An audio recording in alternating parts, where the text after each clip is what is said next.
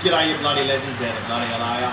I'm Nate Finn and welcome to Scales and Feathers. In this video here we're going to be talking about our 6 foot by 6 foot by 2 foot rack system. Let's dive straight into it, eh? Alrighty guys, so we got our 6 foot by 6 foot by 2 foot system, okay? Rack system, which holds 24 aquariums, okay? Now, the top two shelves here, we have some 20 litre aquariums, alright, which this shelf here is all shrimp, and then up the top there is mainly empty, but we do have a species of fish up there growing and breeding, hopefully. These tanks here, I've noted organics, I can't actually remember for the life of me half the time. So we got, 20 litres.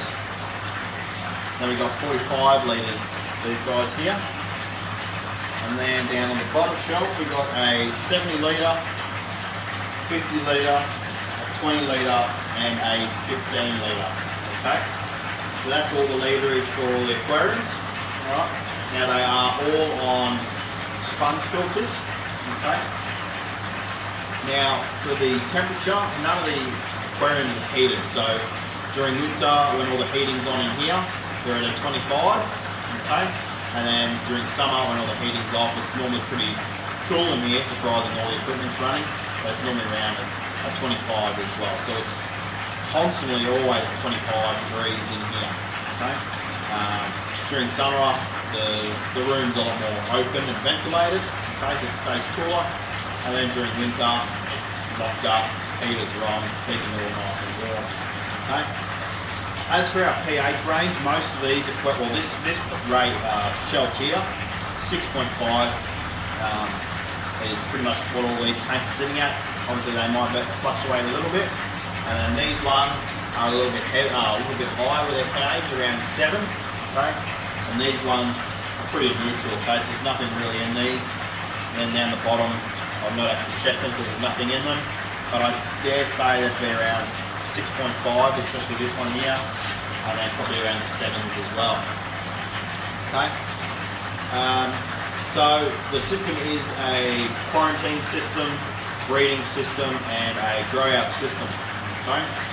So that's pretty much it for the introduction of the rack. Now let's talk about the equipment we've got going on in here. As for lighting, we've got some RGB W lights. This is the only one that's working, so we've got these for free. We are going to have to replace them.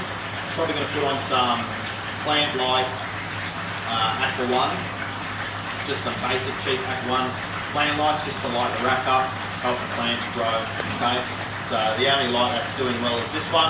As you can see, the other ones are dying. Okay, that's it for lighting. All right. Other equipment is we've got the air filters or sponge filters in all the aquariums. Okay, they're being run off a Helier air pump, which I'm not too sure what size it is. It's a Helier App 80. Okay, and then we also have an Aqua 1 on the back here.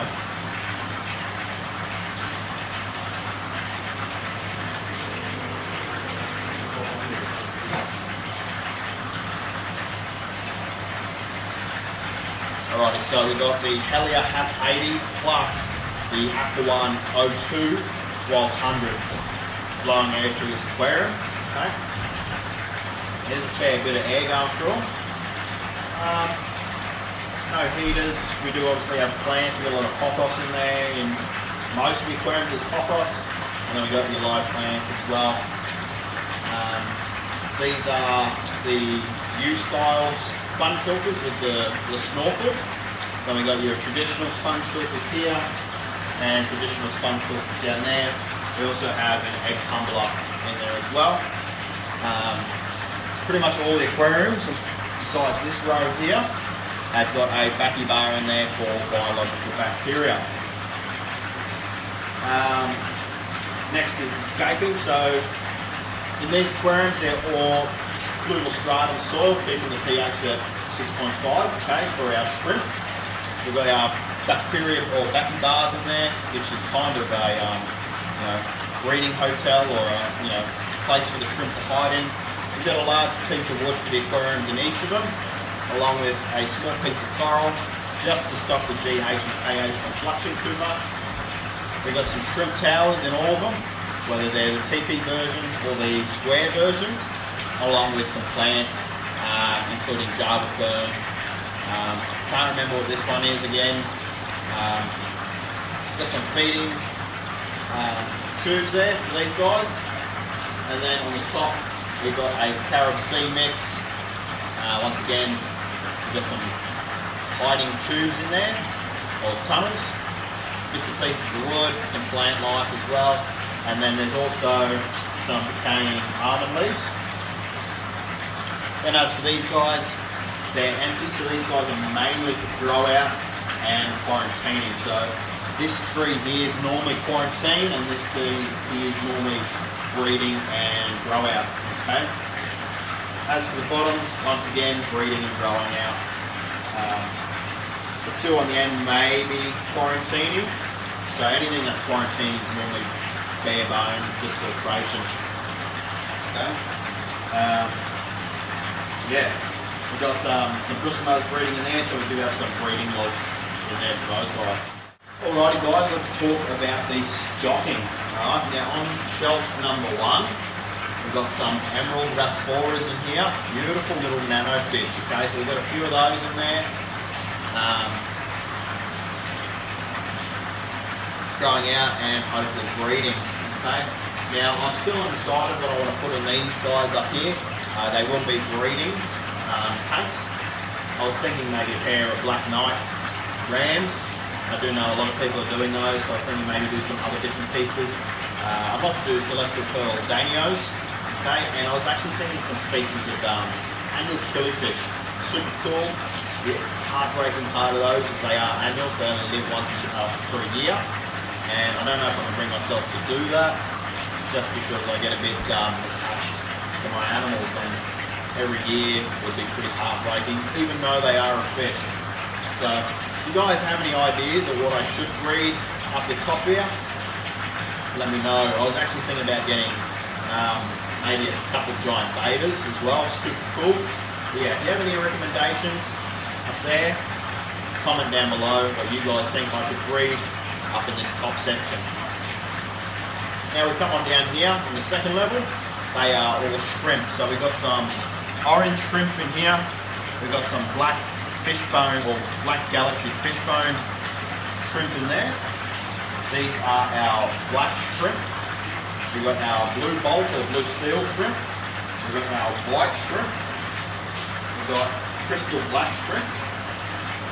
And we've got our green jade shrimp in there. Okay?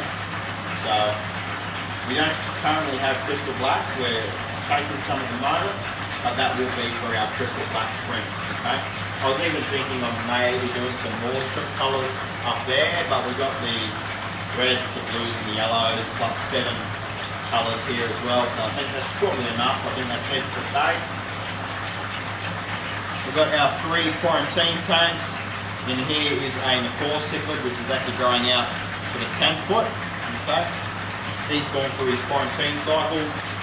We will do a video on our quarantine cycles and systems here.